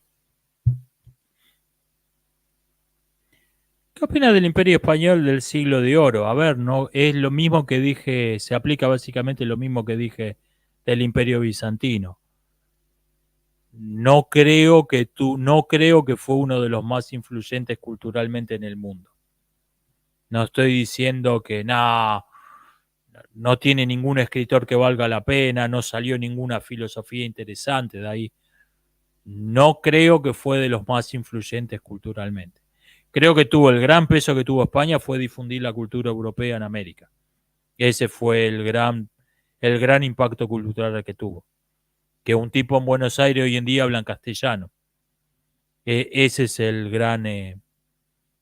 ese creo que fue el gran impacto cultural que tuvo. Tiene algunos poetas decentes, tiene cierta tradición filosófica propia interesante. No me parece que más que eso, no me parece.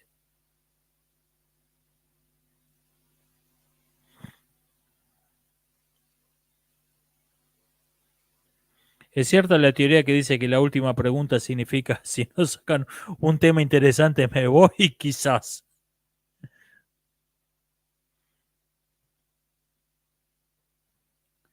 Duró bastante el directo. Sí, al final estamos casi en las 2 horas, 1 hora 50. Oscar, ¿viste lo que pasó en Texas? Otra vez, pero cuando pregunto nadie me dice. No, no sé qué pasó.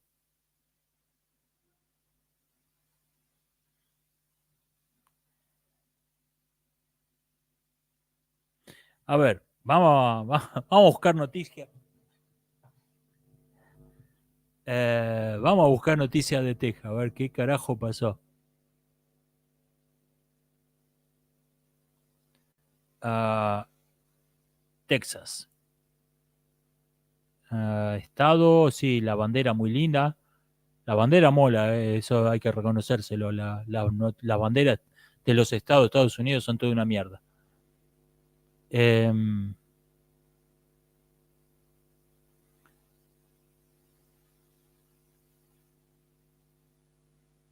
Cerraron la frontera heavy, parece.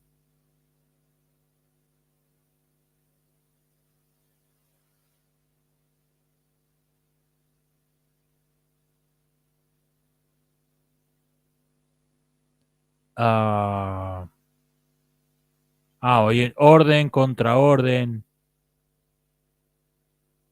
Ah,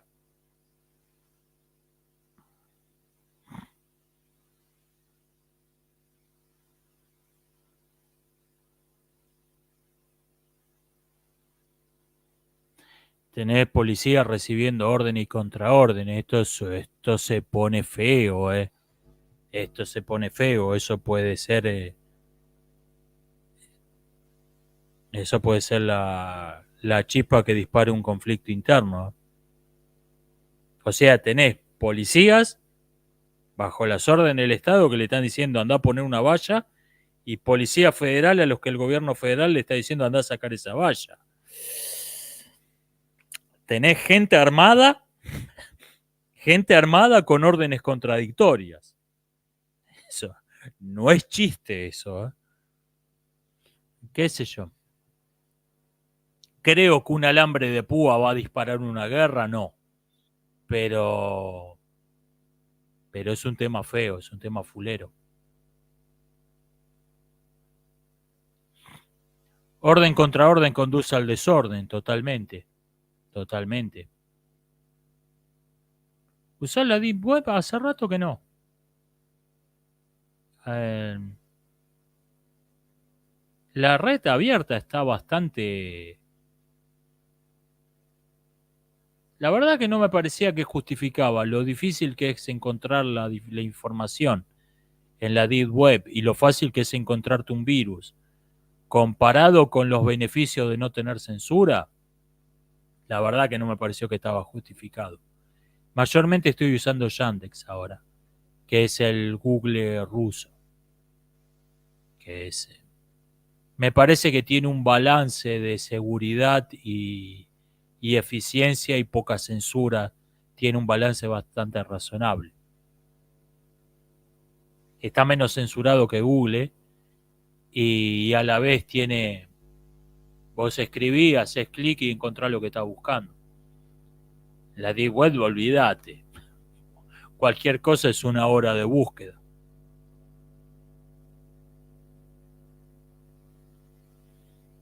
Bueno, llevamos casi 2 horas, vamos a ir cortando por acá. ¿Cómo se llama el buscador que utilizas? Yandex. YANDEX.com. Es mejor que Google. Tiene censura, tiene corrección política. No se vaya a creer que es ¡ey, la vieja internet! Nah, pero es mejor que Google. Eh, ¿Dónde está el tipo que quiere hacer la última pregunta? Bueno, no va a hacer falta. Vamos cortando. En Yandex hay muchos PDFs. Sí.